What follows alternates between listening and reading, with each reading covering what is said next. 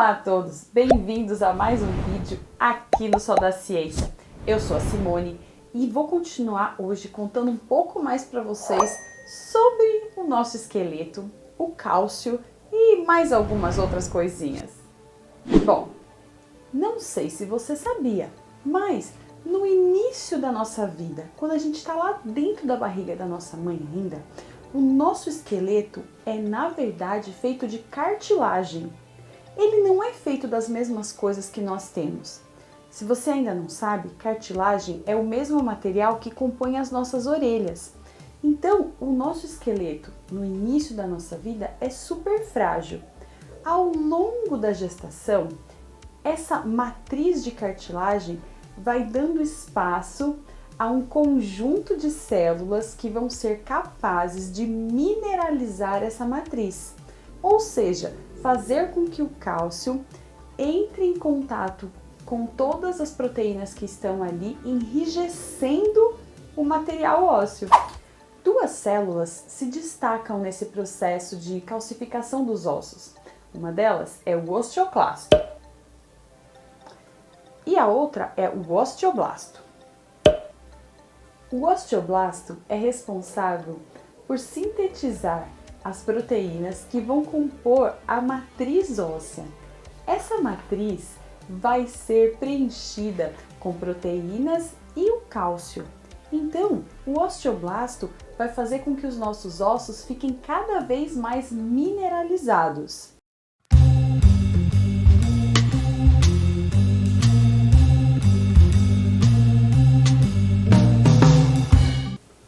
O osteoblasto vomita cálcio.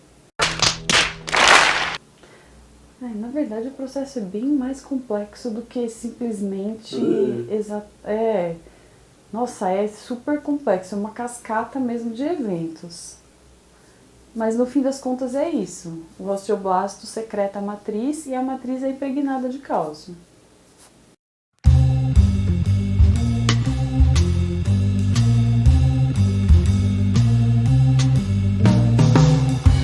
O osteoclasto é o contrário da célula anterior.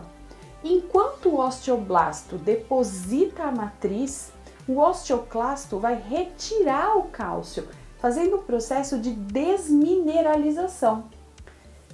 Bom, você pode estar pensando o seguinte: eu não estou entendendo o que isso tem a ver com a minha vida. Bom, se você já usou aparelho no dente, você deve ter percebido que o seu dente mudou de posição. Ele era de um jeito e ficou de outro. Falo isso de experiência própria.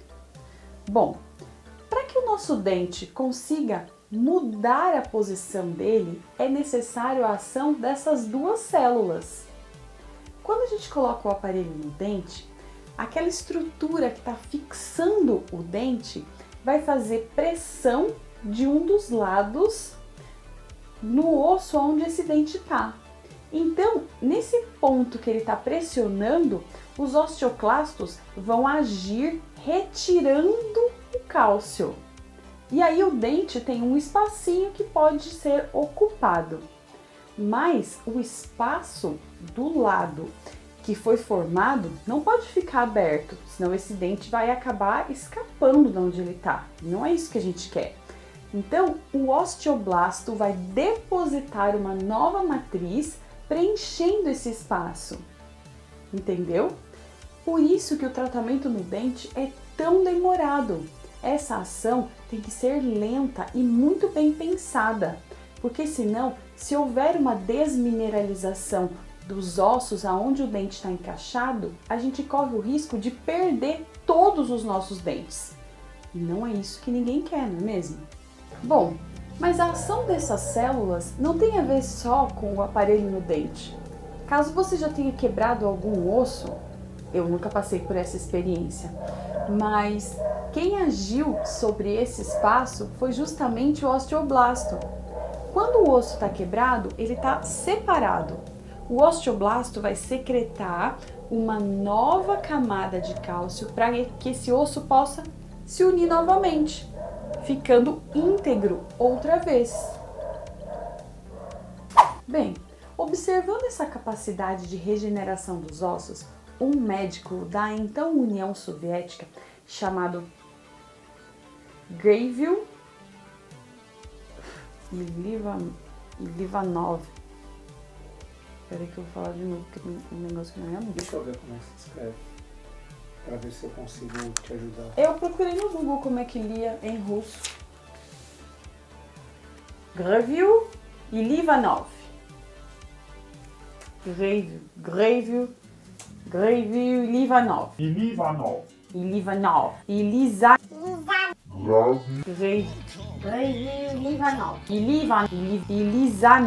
Lisanov. Gravil, Livanov. Lisanov. Você sabe que tem um Z aí, né? Gravil e Lisanov.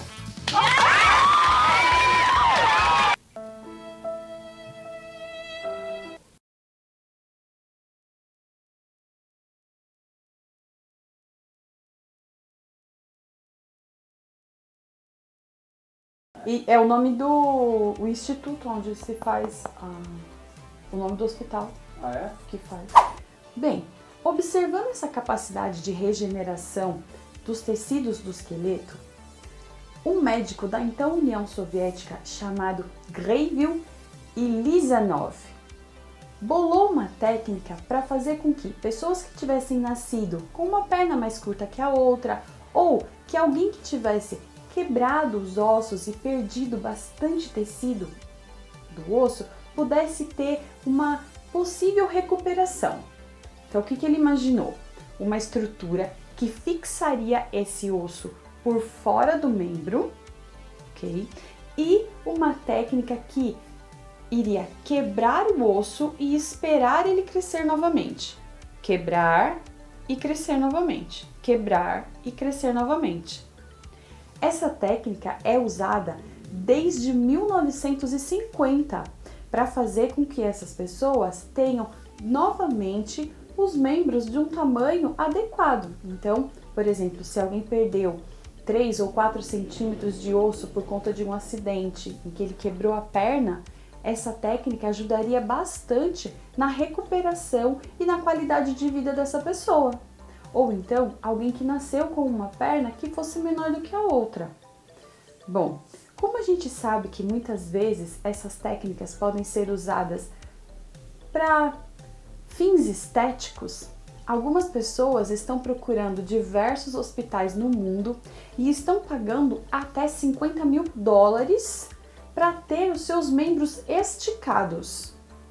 Existem alguns relatos de pessoas que chegaram a crescer 10 centímetros usando essa técnica.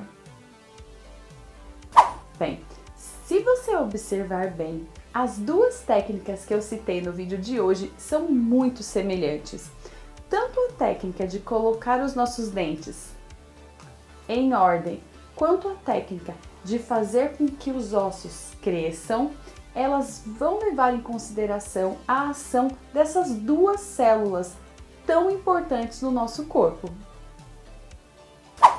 Bom, eu tenho que confessar que quando eu comecei a estudar biologia, isso faz um certo tempo, na minha cabeça os ossos eram um material inerte dentro do nosso corpo. Eu imaginava os ossos como um grande depósito de cálcio e só isso.